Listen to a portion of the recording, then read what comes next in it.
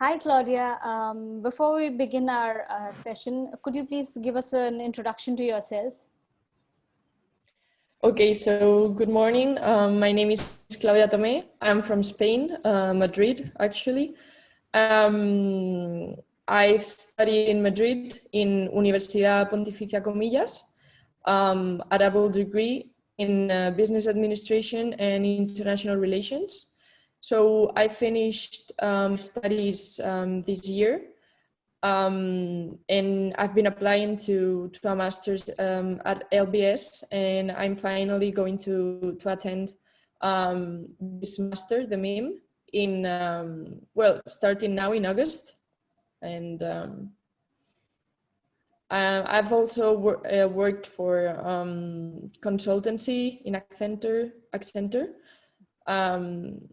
and strategy, and I've been doing that this year, combining with my university studies. So it's been kind of a rough year, but let's see. Yeah. So you said you have a dual degree for your bachelor's, right? The bachelor's in business administration and an international relations. Yeah. So why did you decide to do an MIM? Like why a master's in management after these two dual degrees? Yes, so I'm very passionate about the fashion world and the luxury and fashion industry. So I've done some internships in fashion companies in Italy, in Spain. And what I've seen is that actually you don't need like to be specialized in fashion, or I don't know, because I had the thought to, for example, to make to attend a master's in fashion or in the industry, but being in these companies, I've seen how what I needed was like a vision of the management world, like in more depth. And for example, in my studies in Spain, I've seen a lot of, for example, of theories about business. But what I wanted to do was more, I don't know, to get to see how we can actually apply them, and I don't know, to learn from professionals, to see, yeah. So, and I think that the MIM is going to give me like a global vision of the managing world. And then if I want to go into fashion or into consultancy, because I'm like, my second option would be consultancy, and I think that with AMIM I can go, like, my future is more open and I can go into any industry, and that's why I chose the MIM. Okay. You are from Spain, and why this particular choice of going to London Business School? Is there any specific or what is this choice? Yeah. Yes, so at the beginning I had like the thought, should I go to the United States? Should I go to London? But then I thought of London because I think it's in the heart of Europe. It's like you have like people from all around the world in London. It's like the heart of business, of finance, of consulting even. I have a lot of family which lives in London, so that helped. But after doing a little research, and also with the help of Ubert and the GMAT club, I've seen how LBS, it's one of the best universities for consultancy, for consulting, also even for the fashion industry, because they have a lot of contact with these companies. And yeah, I think that London is like the best city, like for people our age, to start in the business world, because it's an easy city to meet new people. You have a lot of very good universities all together. And yeah, of course, I chose LBS because of the opportunities, because of the experiences of other alumni, which I've had contact with, and because of the program also of the MIM, which I thought it was like very, very interesting for me. Um, Very and cosmopolitan yeah, environment. Very cosmopolitan environment. Eh? yeah, So it's a very cosmopolitan city, of course. yeah. So since you will be joining your master's in management from August, so is it going to be online Yeah. classes, offline classes, or it'll be a mix of both? Well, now As per I've your actually already started. yeah. Yeah. And I've started with the pre-program courses. Okay. So every year, COVID or not, the pre-program courses are always online. Okay. Um, so I'm doing them now. And then the course normally would start on the 25 August, in the campus, in the London campus. But now it's going to be online until the 21 of September. And Oh, then on the 21 of September, we're going to start like a hybrid kind of way, okay. Okay. in which we're going to go some days to class, some days online. So I will arrive to London on the 31 of August, I think. Oh, And I'll be there, I don't know, ready to what they tell me to do. yeah. So So let's see. yeah. So what do you expect to gain out of this entire experience, London and London Business School and the Masters in Management? What are you Yeah, hoping so for? of course, I want to meet a lot of new people, and I know I'm going to meet a lot of new people from all around the world, because I love that. In fact, I love languages, and I've learned a lot of them during my studies, because I think it's very interesting to understand people from all around the world. So that's one of my passions, and I think that in London and with this opportunity, I'm going to make use of that. Also, of course, I'm going to have to study a lot, but I hope to learn also.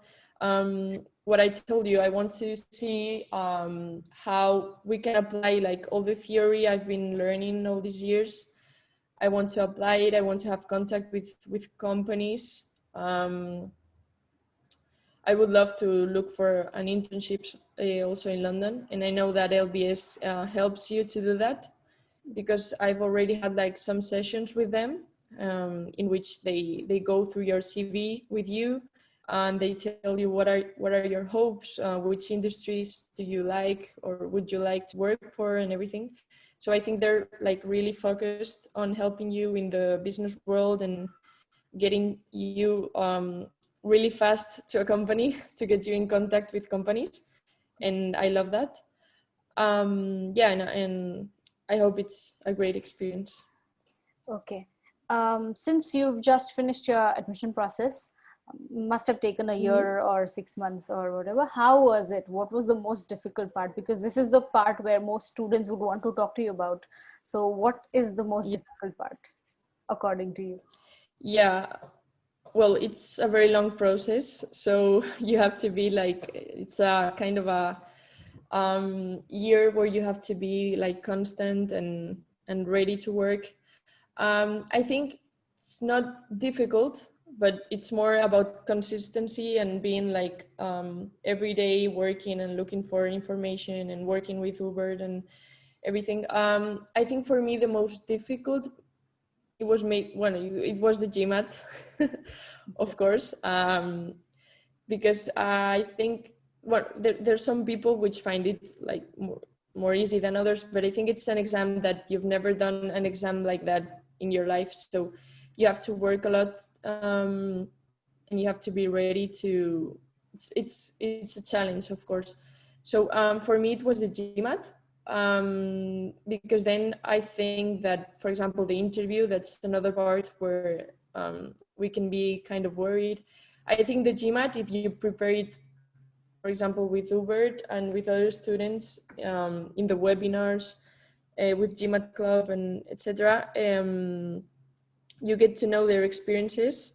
They tell you what they were asked, etc., and you kind of prepare it. and it's not that difficult. But the GMAT, I think the GMAT it's the most difficult part, and it was for me. But yeah, working on it's nothing impossible. You worked with Club GMAT to help you with your GMAT preparations, is that it? And how was your association with them? Yeah, I think that for me it would be impossible to have passed my GMAT without the GMAT club, because of course it's an exam you need a lot of preparation for, and you need mock exams, exercises, and all of that. It was GMAT club which gave me access to this kind of material, and it's not material you can find on the internet or whatever.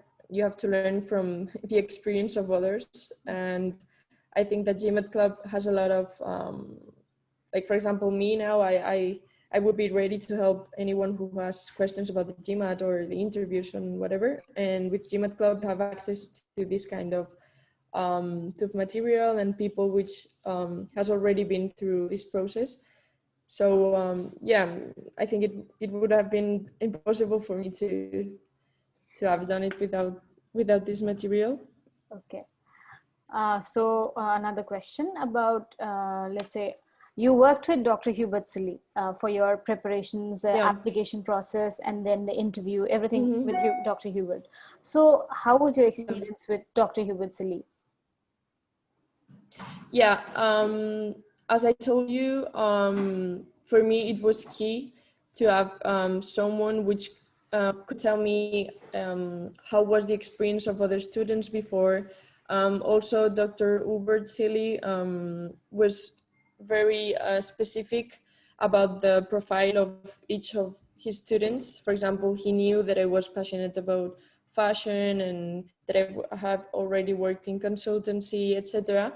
So he kind of takes you through your path in the way which is better for you, because he knows your profile, he knows your strengths, he knows how you can make the best of your application. And he knows, and he also knows where he has to help you more. So I think he's very passionate about his students, and so he knows everything about your profile, and I think he helped me a lot, of course. Okay. So just as we are saying goodbye, any advice for students who are preparing for the GMAT and for the admission process? Yeah, so my first piece of advice would be, of course, to believe in yourself, because at the beginning I was not sure at all that I would get in and that I would pass this year. At the beginning, it was like, oh my God, I have to do a lot of things until I get in. There's like a lot of steps, but when you start doing them and you start seeing that you can pass your GMAT, you can pass the interviews, you can pass the applications. My advice would be to be very constant in your work, and to always have in mind that this year is for you to apply to the masters and to be constant with your applications. And for example, for the GMAT, it's a work you have to do like every day, every week. You don't have to leave it like for the last month. Like, I'm going to start with my GMAT and do it next month. No, I think that at the beginning of the year, you have to begin, and then you have to do little by little your work, so that it's not like overwhelming at the end of it. Okay. And to have faith. Okay. So thank you so much for joining us. I hope we'll see you soon for the webinar. Okay. Yeah, I will see you on the 29th, right? Yeah. Okay.